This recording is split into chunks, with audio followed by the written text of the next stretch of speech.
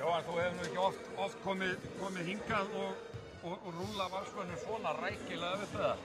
Nei, þetta hefur bara aldrei gerst.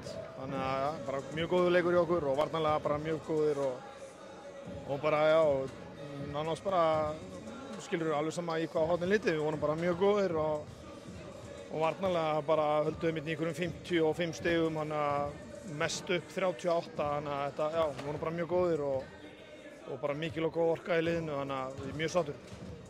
Segðu mér, þið lítið alveg gríðarlega vel út núna. Hvernig þakkar það? En undirbúningstímabilið var væntanlega bara lélegt eða ekki og þið vantaði mannskap og svo bara allt í einu lítið alveg flottalega massífur út. Hvað málið?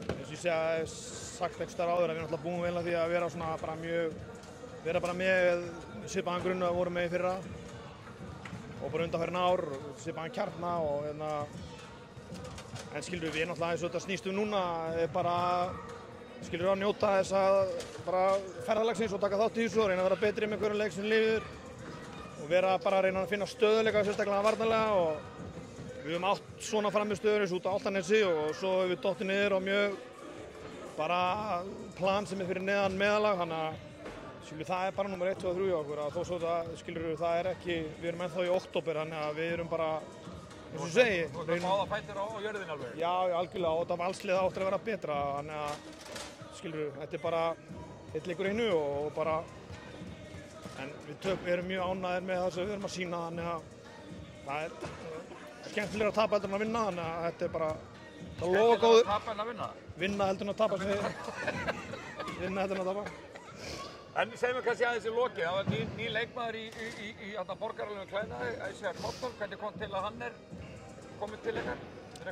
Já, hann bara búinn að vera í sambandi við okkur núna í svona cirka hálfa mánuð og bara við erum allir bara að prófa og skilur eins og við talaðum áður, okkur vantar skrokka og við erum 11, 12 með honum, þannig að það má lítið út að bregða, þannig að og svo bara líka upp á æfingahóp að ná að setja upp alveg æfingar, þannig að það bara skiptir máli.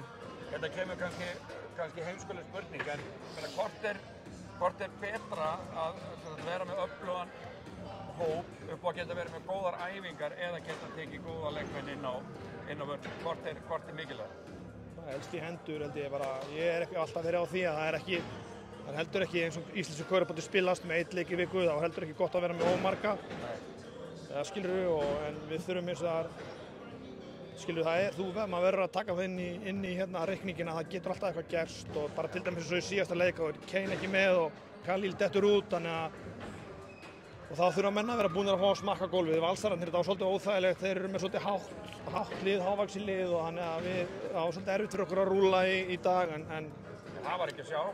Nei, erfitt fyrir okkur að rúlla á hópnum, þannig að við hefðum viljað rúlla þessu betur en bara það er bara svona. Tekur þennan sigur, væntanlega? Klárlega. Frábært, takk. Takk.